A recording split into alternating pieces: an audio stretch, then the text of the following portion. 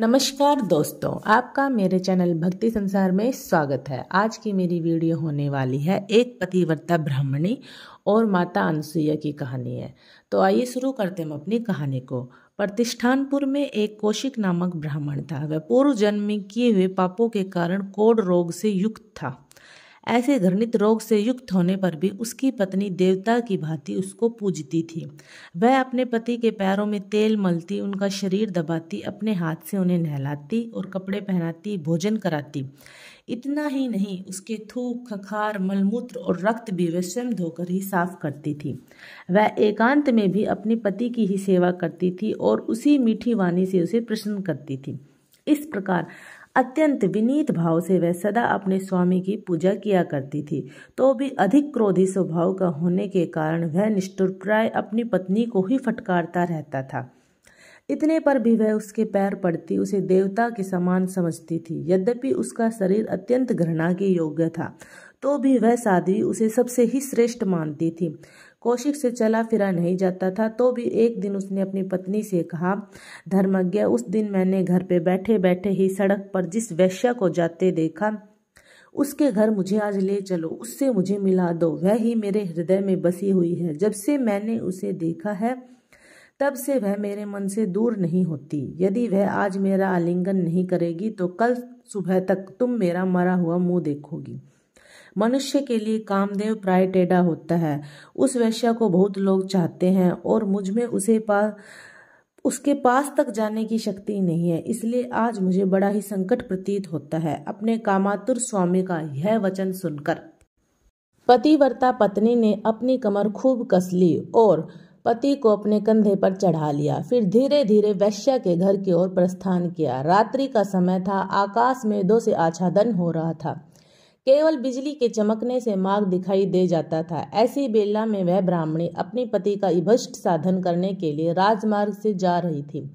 मार्ग में सूली थी, जिसके ऊपर चोर न होते हुए भी चोर के संदेह से मांडव्य नामक ब्राह्मण को चढ़ा दिया गया था। वे दुखों से आतिर हो रहे थे। कौशिक पत्नी के कंधे पर बैठा था और अंधकार में देख न सकने के कारण उसने अपने पैर से छूकर सूली को हिला दिया।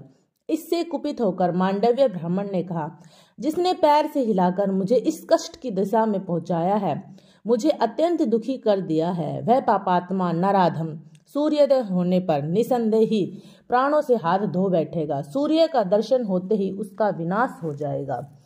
इस अत्यंत दारुण श्राप को सुनकर उनकी पत्नी व्यथित होकर बोली, अब सूर्य का उदय ही नहीं होगा। पतिव्रता ब्राह्मणी के वचनों के कारण सूर्योदय न हुआ और बराबर कई दिनों तक रात का ही समय चलता रहा। इससे इंद्र आदि देवता बहुत अधिक चिंतित हुए। अगर सुबह नहीं हुई, अगर सूर्योदय नहीं हुआ तो लोग अच्छे कार्य, पुण्य, यज्ञ कैसे करेंगे, तो हमें शक्ति कैसे मिलेगी। यज्ञों के विनाश की आशंका से वे सब लोग एकत्रित हुए और देवताओं का यह वचन सुनकर प्रजापति ब्रह्मा जी ने कहा, पतिव्रता के महात्म्य से इस समय सूर्य का उदय नहीं हो रहा और सूर्योदय न होने से मनुष्य और तुम देवताओं की भी हानि है। अतः तुम लोग महर्षि अत्रि की पत्नी परम साध्वी माता अनसुईया के पास जाओ और सूर्योदय की कामना से उन्हें प्रसन्न करो। तब देवताओं ने जाकर अनसुईया जी को प्रसन्न किया। वे बोली, तुम क्या चाहते हो, बतलाओ। देवताओं ने याचना की। पूर्वतः दिन होने लगे। तब माता अनसुईया ने कहा, पतिव्रता का महत्व किसी प्रकार से कम नहीं हो सकता, इसलिए मैं उस साध्वी को मनाकर दिन की सृष्टि करूंगी। मुझे ऐसा उपाय करना है जिससे पहले की भांति दिन रात की व्यवस्था चलती रहे और उस पतिव्रता के पति का नाश भी न हो। उसके बाद माता अनसुईया उस ब्राह्मणी के घर गई और उसके कुशल पूछने पर उन्होंने अपने स्वामी की तथा अपने धर्म की कुशल होने की बात बताई। तब माता अनसुईया बोली, तुम अपने स्वामी के मुख का दर्शन करके प्रसन्न तो रहती हो, पति को संपूर्ण देवताओं से बड़ा मानती हो। पति की सेवा से ही मुझे इस महान फल की प्राप्ति हुई है तथा संपूर्ण कामनाओं एवं फलों की प्राप्ति से ही मेरे सारे विघ्न दूर हो गए हैं। और माता अनसुईया कहती है, मैं जानती हूँ स्त्रियों के लिए पति के समान दूसरी कोई गति नहीं है। पति में किया हुआ प्रेम यही लोक और परलोक में भी उपकार करने वाला होता है। यशस्विनी, पति के प्रसाद से ही नारी इस लोक और परलोक में भी सुख पाती है, क्योंकि पति ही नारी का देवता होता है।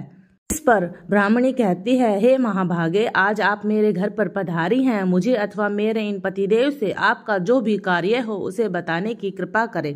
तब माता अनसुईया ब्राह्मणी से कहती है, तुम्हारे शाप के कारण दिन रात की व्यवस्था का लोप हो जाने के कारण शुभ कर्मों का अनुष्ठान बंद हो गया है। इसलिए दिन के नाश से समस्त शुभ कर्मों का नाश हो जाएगा। उनके नाश में से वृष्टि पड़ने से इस संसार का ही उच्छेद हो जाएगा। यदि तुम इस जगत को आपत्ति से बचाना चाहती हो तो संपूर्ण लोकों पर दया करो, जिससे पहले की भांति ही सूर्योदय हो। इस पर ब्राह्मणी ने कहा, मांडव्य ऋषि ने अत्यंत क्रोध में भरकर मेरे स्वामी को, मेरे ईश्वर को श्राप दिया है कि सूर्योदय होते ही तेरी मृत्यु हो जाएगी। इस कारण मैंने सूर्योदय होने का ही नाश कर दिया है। इस पर माता अनसुईया बोली, यदि तुम्हारी इच्छा हो और तुम कहो तो मैं तुम्हारे पति को पूर्वतः नया शरीर एवं नई स्वस्थ अवस्था कर दूंगी। और माता अनसुईया ने जल को हाथ में लेकर कहा, यदि पति की सेवा से जो तपोबल मुझे प्राप्त हुआ है उसे तुम अब भी देखो।